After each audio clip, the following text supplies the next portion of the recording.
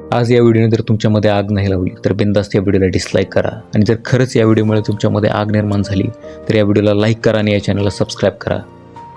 आज आपण अशा व्यक्तीबद्दल बोलणार आहोत ज्याने त्याच्या 24 वर्षाच्या कारकिर्दीत क्रिकेटवरती अक्षरशः राज्य केलं आणि अजूनसुद्धा तो खूप लोकांचा इन्स्पिरेशन आहे.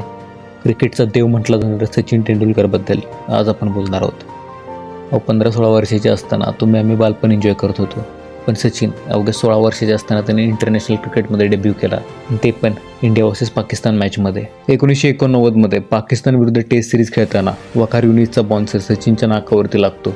नाकामधून प्रचंड रक्त व्हावं लागते, पण तो 16 वर्षाचा मुलगा गिवअप करत नाही. तो म्हणतो मी खेळणार. आपल्या लाईफमध्ये सुद्धा अशा प्रकारचे खूप मोठे मोठे संकट येतील, पण जर तुम्ही गिवअप करून घाबरून राहिलात तर कधीच ध्येयापर्यंत पोहोचणार नाही. नेहमी लक्षात ठेवा, losers give reasons, winner give result.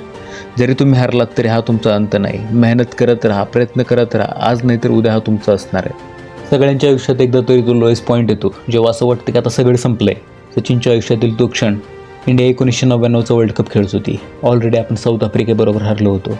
आता 2च मॅच बाकी होत्या, एक म्हणजे झिम्बाब्वे आणि दुसरी केनिया. तेव्हा सचिनचे वडील श्री रमेश तेंडुलकर यांच्या निधनाची बातमी सचिनला समजते. सचिन घरी परततो. सचिनच्या अनुपस्थितीत इंडिया झिम्बाब्वे सोबत हरते. आता उरलेली एक मॅच जिंकणे इंडियाला खूप महत्त्वाचे होते आणि इकडे सचिनने त्याचा सगळ्यात मोठा आधार गमावला होता. या धक्क्यातून सावरणे गरजेचे होते. तेव्हा त्याच्या आईने त्याला समजावले, तू परत इंग्लंडला जा, खेळ. तुझ्या वडिलांची सुद्धा हीच इच्छा होती. एवढं मोठं दुःख मनात ठेवून सचिन इंग्लंडला परततो आणि 104 बॉलमध्ये 140 रन बनवून केनियाला 1 साइड हरवतो आणि क्रिकेटचा देव बनतो. सचिनचं एक वाक्य आहे, don't stop chasing your dream because dream do come true. आपल्या स्वप्नांचा पाठलाग करणं सोडू नका, कारण स्वप्न पूर्ण होतात. सचिनने त्याची पहिली कार मारुती 800 विकत घेण्यासाठी बँककडून 40,000चं लोन घेतलं होतं आणि आज तोच व्यक्ती BMWचा ब्रँड अँबॅसेडर आहे. त्यामुळे स्वप्न पहा आणि ते पूर्ण करण्यासाठी मेहनत करा. तर पुन्हा भेटू अशाच एका व्हिडिओमध्ये. तोपर्यंत धन्यवाद.